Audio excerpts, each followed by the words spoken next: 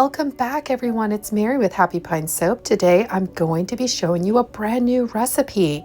I'm using sugar for the first time, and you'll get to see how that impacts the cold process soap recipe and the finished bar.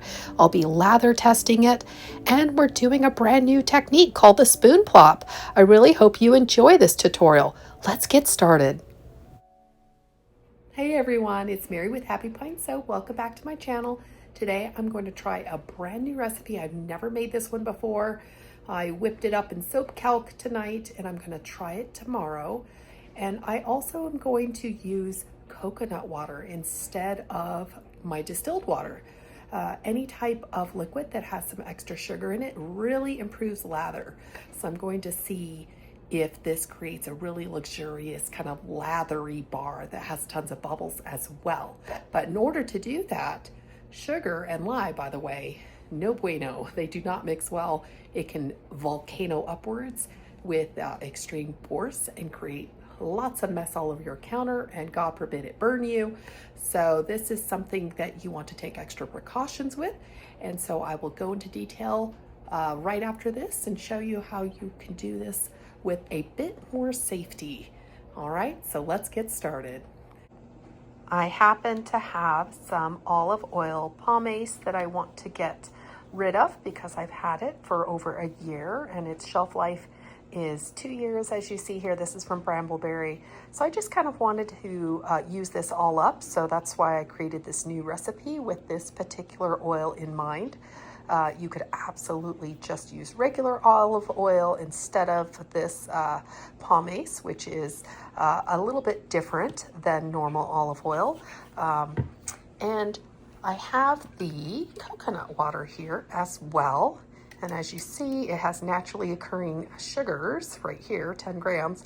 And that sugar is what can possibly combine with the lye and be quite dangerous and really overheat quickly. So what I'm going to do is I'm going to measure out the amount used for my recipe first in this pour container. Oops. And then I'm going to pour it into my individual molds here. Normally I would use this for soap, but this is going to actually kind of be like ice cubes. So I'm going to freeze this overnight, and in the morning I will pop them out and mix them with lye. And that way, not only will hopefully the sugars not scorch in the coconut water, but also hopefully it will prevent a soap volcano, or I should say not necessarily a soap volcano, that's a slightly different thing, but at least prevent it from boiling over and creating like lots of heat rapidly. All right, so let's go ahead and start measuring. So my recipe calls for 11.5 ounces of water. So instead, I'm just going to pour our coconut water, and it should equal 11.5 ounces. And then I will go ahead and pour this into the individual soap molds. Almost there. All right, just a little bit over. Let me take care of that. Now that we have our 11.5 ounces of coconut water, going to carefully pour this, very similar to ice cubes here, into this silicone mold, and then we're going to freeze this overnight. And I'll pop them out in the morning.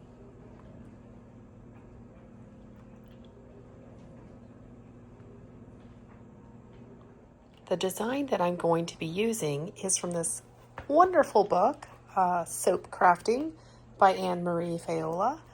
She is the soap queen, and it is called the Spoon Plop. So I'm going to be using 5 different sizes of spoons, and of course this I know is not a spoon, but it's going to be the 5th one, to make a variety of different plops that are going to be different sizes and shapes, and it's going to create this really neat layer and variety in the finished soap product. At least that's the hope. And our color scheme that we're going with is this beautiful kind of purple and blue, along with some pops of chocolate brown. So our colors are going to be a vineyard. We're going with grape nehi or nehi, I'm not sure how they pronounce it, blue tide, and twilight. Love this blue. Oh, so pretty. Very much like the matte. and magic beans, which is a wonderful chocolate brown color actually. And these of course are all from Mad Micas. I love their micas. They just have wonderful uniform colors, very easy to work with as well, and responsibly sourced or ethically sourced as well. Okay, it's the next morning and I'm about ready to get the lye solution started that we made last night with our coconut water ice cubes. And I only made one change, and I'm actually going with a lighter purple instead of the vineyard. I figured looking at this color scheme, I didn't have enough of more lighter shades. So this is actually the only thing I'm subbing out instead of vineyard. So let's go ahead and start showing you how to mix the lye and the coconut water. I got everything out and ready to go for today too. Here we have our coconut water, which is now frozen. As you can see, we're going to start popping these out. And I'm going to start putting them in our pour container, and I'm actually going to reweigh them as well, just to make sure I have the correct amount of ounces. And our lye has been poured into this cup, and it will be put aside, and we'll mix the two here in just a minute. All right, let's start putting these in here.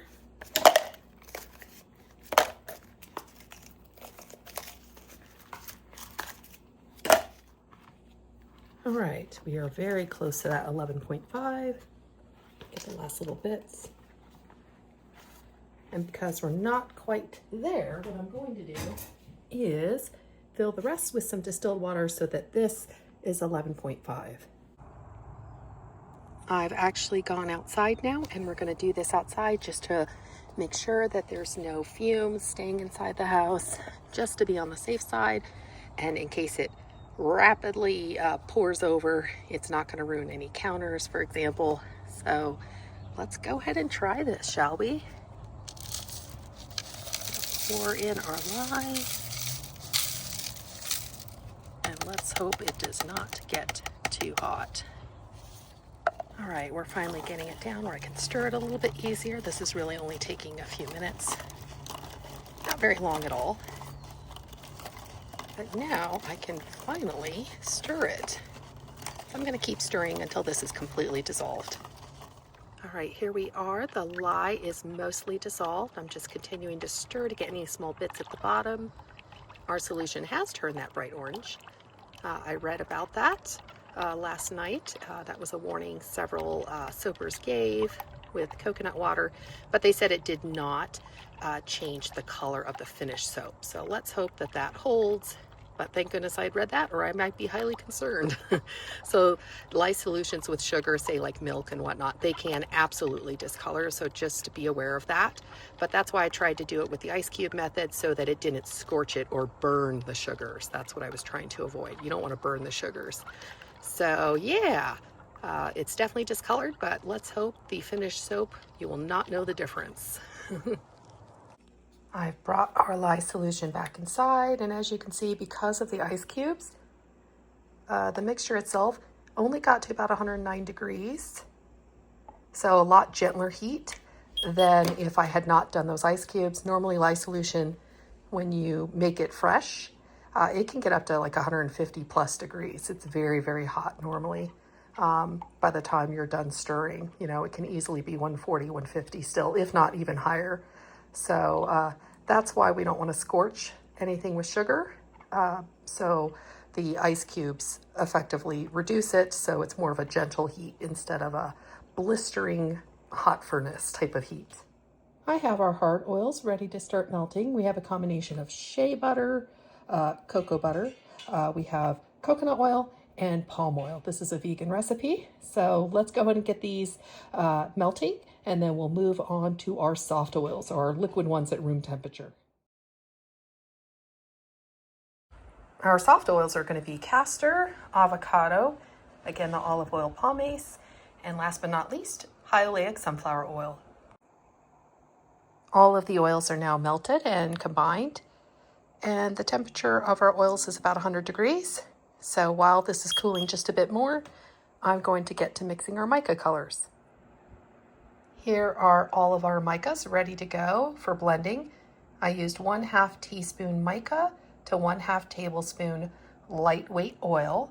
They're all lined up here in order, as you can see, and we're going to blend them with our mini mixer. I have them all blended nice and smooth now, as you can see. Each one is going to go into 1 pound of soap batter. So this is a 5-pound batch. And so your 1/2 teaspoon mica is appropriate for 1 pound each of soap batter that's been completed. And so these will be blended with the completed soap batter in 5 separate pour containers, because this is a 5-pound batch. And we'll be doing that after we get them all mixed together in terms of the lye solution and the oils. Our lye solution has cooled considerably. It's about 88 degrees. As you see, the color mellowed a bit. It's now just kind of a, I would say, a bit of a orange color still, but not nearly as bright as it used to be. And the temp is pretty good. 88's pretty good. Let me check my oils to see how close they are to this temperature. All right, our oils are about 93, 94 almost. That's pretty good. I wanted to soap cooler for this recipe because the olive pomace is known to speed trace and make it thicken more rapidly than other oils.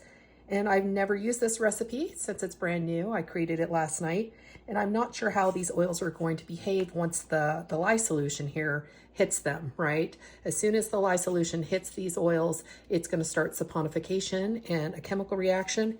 And it can speed, sometimes the soap batter speeds up rapidly, and then you can't use it for specific designs because it's too thick. So I'm not sure how this one's going to behave. Let's cross our fingers and hope it behaves well. I'm pouring the lye solution into the oils now. We're going to hope that it does not rapidly accelerate. And I'm just going to gently stir by hand with the spatula before using the stick blender. Go ahead and burp your stick blender. Let me only do a few short bursts here.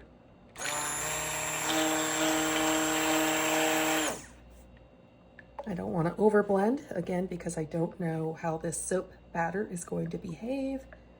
So I want to err on the side of caution.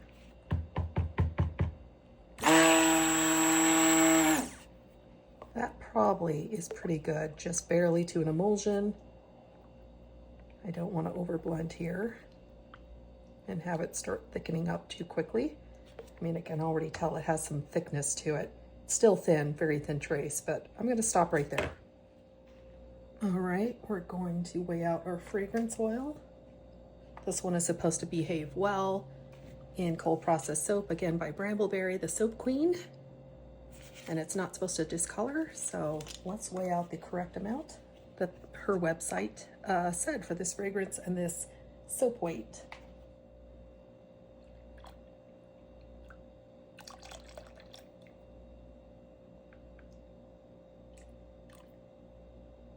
All right, there we go. Perfect. All right, this soap batter is definitely thickening. Oh my goodness. Now the fragrance is in it. Let's hope to God it doesn't get much thicker, or we might not be able to do this design. Oh boy. We're gonna have to work fast. I can tell already. As you see, it's much thicker. This is like a medium trace already. Oh boy. Oh boy, oh boy, oh boy. So I'll just stir the fragrance in only by hand. Oh boy, let's hope this doesn't begin to seize. All right, I had to work fast. I have them all in pour containers, but oh boy, we are thickening up quick. So let's start the spoon plop immediately. So essentially the idea is you're gonna take spoons and plop blobs of color in. So actually, this super thick texture might not be too terrible. Let's see here. We're gonna do different colors, different sizes of spoons is the idea. Let's do some of this lovely blue. I ended up not being able to use the brown. I just got the colors in as fast as I could. So I'm rushing a bit more than I would like. Better to rush and get it in the mold than, be stuck not getting it in the mold, let me tell you. I'm just happy I'm still able to scoop it at this point. Let's do some little ones here. I added some coffee grounds for some scrubbiness. I have quite a few people that like scrubby. You can just add like a teaspoon into each color if you wanted to. Totally optional. Let's shake this down. There you go. Squeeze. Do meet at the bottom. Make friends. All right, let's do some different colors, shall we? Let's plop that in there. This is where you can just kind of have fun.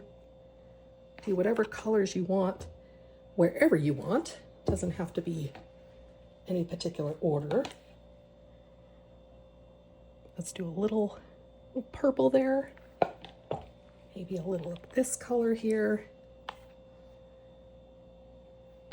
We're gonna plop these, just get it in there at this point. All right, let's shake it down again. We're gonna shake it down quite a bit with this design because it is thickening. All right, let's get a big dose of the blue. Ooh, I love how this turned out. Let's get it in there.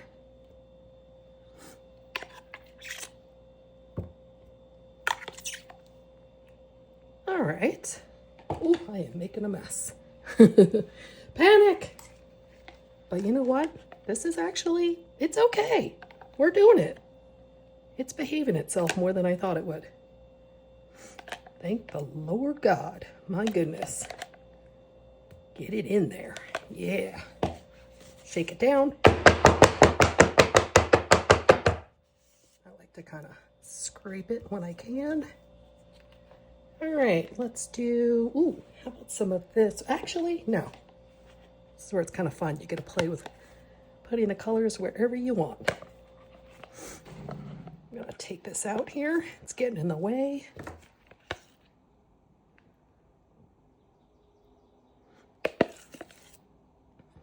Excuse me. Ooh, what color have we not used? Ooh, let's do the light. And you know what? I'm going to use this bigger spoon here. Get some of this nice and plopped. All right, we're okay. We're okay. It's allowing me to plop without thickening to the point where there's no turning back. That's what we call soap on a stick. Thank God it's not soap on a stick yet. No, no, no. Please don't do that to me. Let's get it in there, right? All right, we're doing okay. It's letting me do it. Boy, was I panicking adding these colors. I was like, oh boy, this isn't gonna work. But you know what? It rapidly got thick and then it's behaving itself. Thank you. Thank you.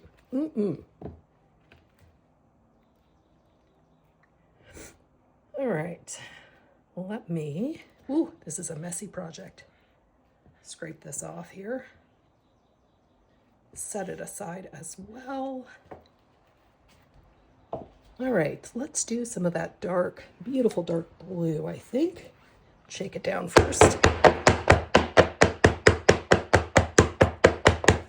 All right.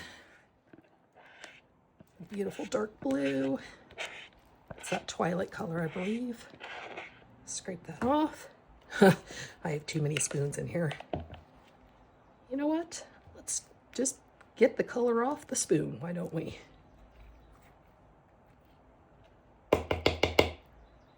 All right.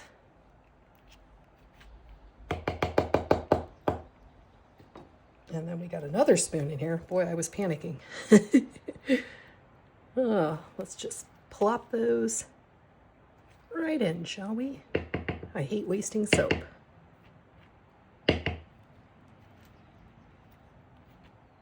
There we go. Pretty good save there. Yeah. Ooh, this is such a pretty color. I love it.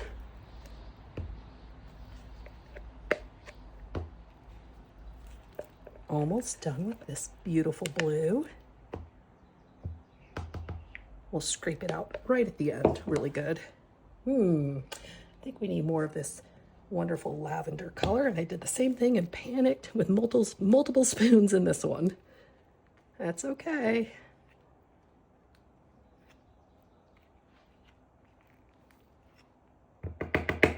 just get it in there. So relieved it's not soap on a stick. It's exactly where I thought it was going.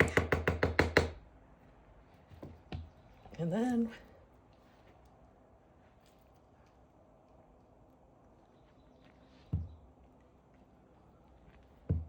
thank goodness for gloves, right? Holy cow, is this a messy endeavor.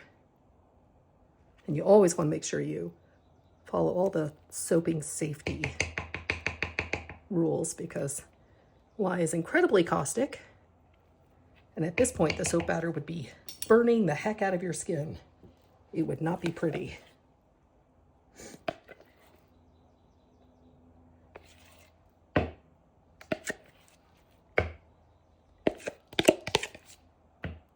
All right, we'll wait till the end to scrape that out. Let's tamp it down. All right, we're almost to the top. I think this is the last one.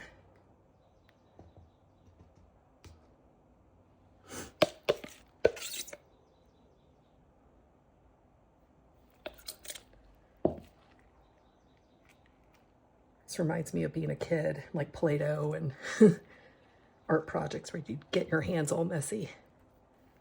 Definitely has that feel. But you know what? Soaping can be fun. I definitely think of it as not only creativity and art, but play. So important, even as adults, that we find something that inspires us, makes us want to play still, makes us creative and have fun. Just because we're adults doesn't mean we can't have fun. Safety, though. Safely, of course. Soap is one of those art projects that definitely you gotta have safety first. Don't want to be stupid about it. Oop, my gloves are getting so slippery. Hold on a second. It's hard to grab it when they're all wet. I'm gonna have to clean this mold off too. Tamp it down. Ooh, that's good. All right, let's go ahead and get the rest of these in here. We're back. I have gotten all the colors in. Let's start forming the tops. Get it down a little more. All right, I'm just gonna try the kind of gently texturing it in the middle here. Just kind of pull the spoon up gently. There we go. You don't want to over mix because the colors will start to kind of get nice and blended together, but then you lose the pop of color. Let's see if we can do something kind of pretty. When you're texturing the top, it's always just kind of up to you what you want it to look like.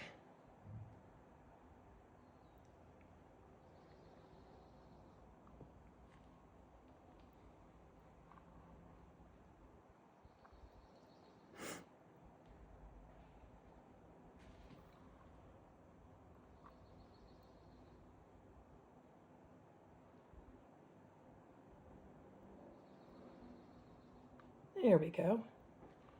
Kind of like that. It reminds me of an ocean wave. Let's see if I can figure out something on the other side. Let's see. I've never tried a fork before. Let's see what it does. Does it give some interest?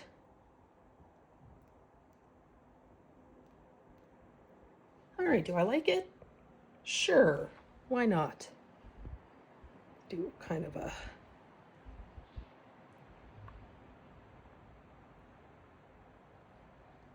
All right, let's put those aside. It's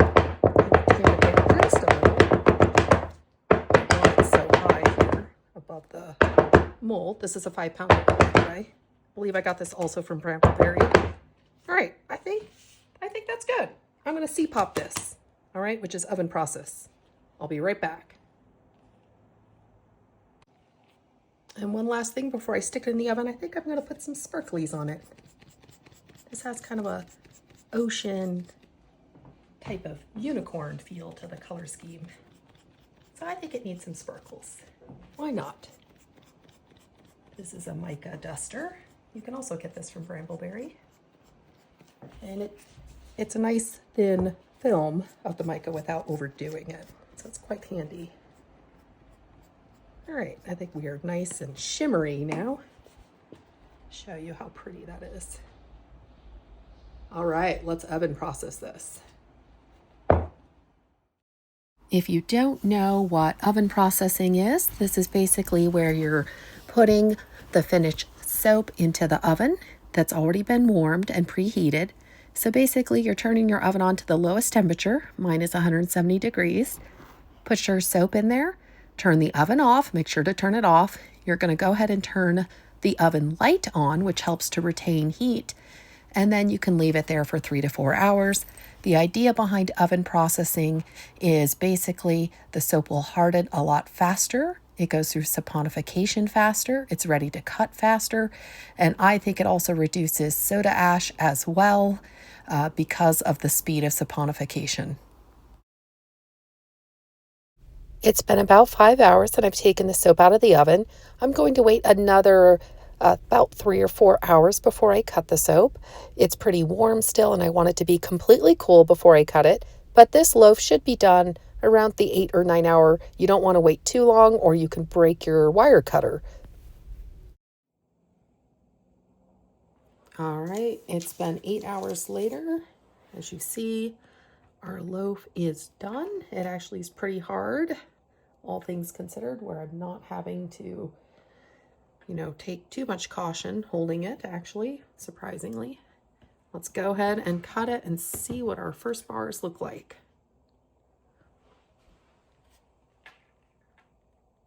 All right. Ooh. Very pretty. Ooh, I like that one. That is cool. So this recipe, just like I mentioned, it's going to be able to be cut a lot sooner. And I'm actually going to be able to bevel it sooner as well. So even though this comes to a medium and thick trace relatively quickly, I actually kind of love it because I am an impatient soaper. I love having finished soap ready to be cut in about 8 hours. It's pretty phenomenal. Oh, look at that. I love that. This is really cool. I'm actually quite pleased. There's no air pockets or anything. It behaved itself really well.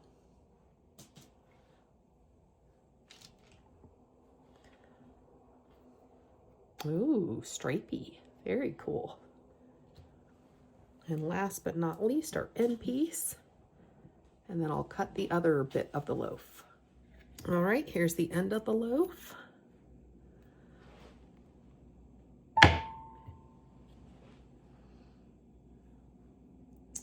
Very pretty. I love how each side is totally unique as well.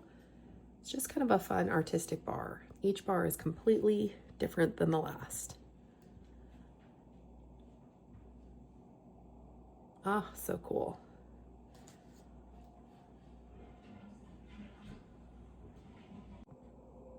I'm ready to start beveling. So let's go ahead and see how that works. This is just a simple vegetable peeler. It's usually pretty darn easy to bevel them with just something like this that most people can find at their local grocery store or home goods store. This was from IKEA. And as you see, when you bevel them, the edges are much nicer, where when you're using it, it won't feel so sharp in the hand, especially these extremely hard bars. Sometimes people don't like how rough the edges feel, so beveling is really nice to take the roughness and the harshness of that very pointy edge off. I've waited a day and we're ready to test the lather of this new recipe. So let's go ahead and check it out. Oh, it feels very smooth. It really has a wonderful slip. So it glides really easily over the skin, and it feels actually rather silky without any tuss of silk. So this bar immediately is much silkier, probably because of the coconut water, I'm thinking. Oh, this is really lovely. Check that out. Very stable bubbles, very stable lather, Very kind of a creamy lather, but the bubbles are very stable, like they're not going anywhere. Oh, this is lovely. A very nice bar of soap, feels wonderful on the skin already. Glides beautifully, has a very silky feel. Yeah, this is a very successful recipe. Perfect for like layers, the Spoon Plop design, of course. But yeah, this would not be one you'd use for very complex designs where you need a lot of working time, because as you saw, it thickened up pretty quickly, but it will be perfect for layers or some more simple designs. And with that coconut water in there, oh, just really boosted the lather and the silkiness and just the slip and the beautiful feel on the skin. I love it. I'm very happy with this.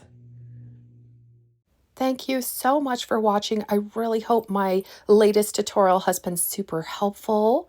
I appreciate all of you and your wonderful comments. Feel free to drop any questions or comments below and I'll do my best to answer them. And I look forward to seeing you all in the next soapy tutorial. Take care, everybody.